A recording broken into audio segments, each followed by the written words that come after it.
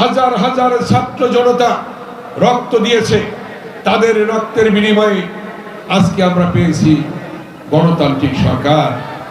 এই গণতান্ত্রিক আন্দোলনে, ভোটাধিকার প্রতিষ্ঠার আন্দোলনে এবং 24-এর গণ অভ্যুত্থানে আমাদের এই কেরানীগঞ্জের সন্তান রিয়াজ শহীদ হয়েছে।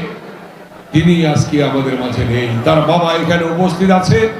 আমরা তার যে সকল 24-এ যারা আত্মহতি দিয়েছে, যাদের আত্মহতির মধ্য দিয়ে আমরা পেয়েছিলাম অন্তর্বর্তীকালীন সরকার এবং আজকের এই গণতান্ত্রিক সরকার, আজকে তাদের আত্মার মাগফিরাত আমি কামনা করছি।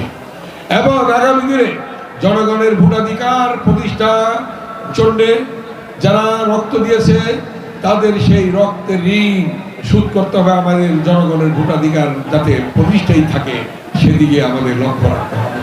তাই একটি জিনিস আমাদের মনে রাখতে হবে, গণতন্ত্রে ফিরে আসতে হলে নির্বাচনের বিকল্প নেই। নির্বাচন ছাড়া কোনো গণতান্ত্রিক সরকার আসতে পারে না। তাই একটি সুষ্ঠু নিরপেক্ষ নির্বাচনের মধ্য দিয়ে আজকে পেয়েছি আমরা গণতান্ত্রিক সরকার। এই গণতান্ত্রিক সরকারকে আপনারা সহযোগিতা করবেন, দেশবাসী সহযোগিতা করবে। জনাব তারেক রহমানের নেতৃত্বে, মাননীয় প্রধানমন্ত্রী জনাব তারেক রহমানের নেতৃত্বে আমরা আগামী দিনে এই দেশকে গড়ে তুলব।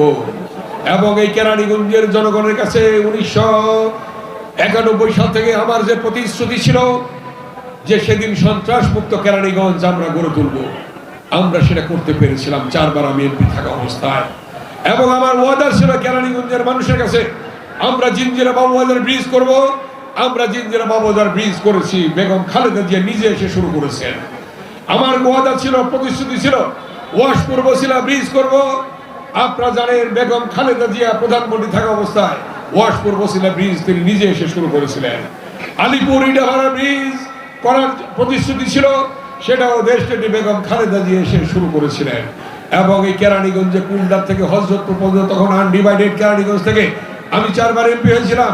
এই কেরানীগঞ্জের অলি গলি, রাস্তাঘাট, স্কুল কলেজ, মসজিদ, মাদ্রাসা, মন্দির, টেলিফোন, বিদ্যুৎ, গ্যাস এবং ফায়ার সার্ভিস স্টেশন সহ আমরা সকল পর্যায়ে উন্নয়ন করেছি, যার ফলশ্রুতিতে জনগণ আজকেও আমাদের সমর্থন দিচ্ছে। ইনশাআল্লাহ জনগণের যে প্রত্যাশা, এবারের যে আমার প্রতিশ্রুতি, এই ঢাকা 2 আসনকে আমরা সন্ত্রাস মুক্ত এলাকা হিসেবে দেখতে চাই।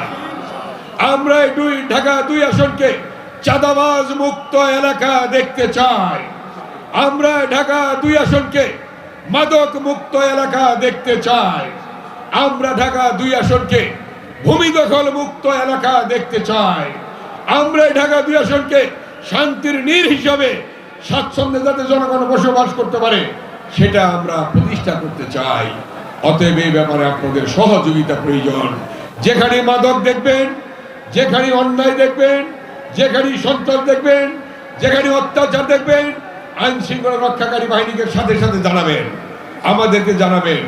আমরা সে ব্যাপারে প্রয়োজনীয় ব্যবস্থা গ্রহণ করব।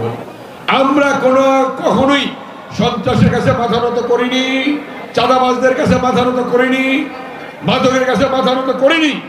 আমরা সেটা অব্যাহত রাখবো ইনশাআল্লাহ। আমি এবং আমার সাথে যারা বিএনপি অঙ্গ সহযোগী সকলের নেতারা আছেন, এই ঢাকা 2 আসনে আমার শ্রদ্ধেয় মুরব্বীরা আছেন, বিশিষ্ট ব্যক্তিবর্গরা আছেন, যারা যে যেখানে আছেন, আপামর মা বোনেরা আছেন, প্রত্যেককে সজাগ থাকতে হবে, সতর্ক থাকতে হবে।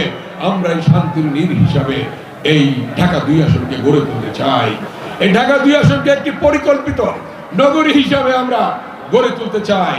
যেমন 10 ফিট রাস্তা আছে পাকা, ডান দিকে বা দিকে দেখা যাচ্ছে, সেই পাকা রাস্তার পাশে ওয়াল করা হচ্ছে, সে পাকা রাস্তার পাশে দেওয়াল করা হচ্ছে, ঘর করা হচ্ছে।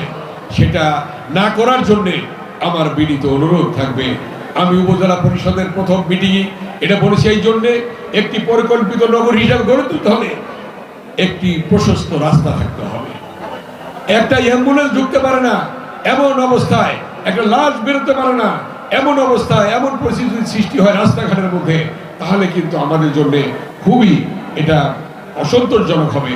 এই জন্যে এই কেরানীগঞ্জের তথা আমিনবাজার, ভাকুরদা, তেতুলজোড়া সহ ঢাকা 2 আসনের আমার শ্রদ্ধেয় জনগণের কাছে আমার অনুরোধ থাকবে, আপনারা সহযোগিতা করবেন। আমরা এই এলাকাকে ড্রেনেজ ব্যবস্থা তৈরি করে আমরা পানি নিষ্কাশনের ব্যবস্থা করব।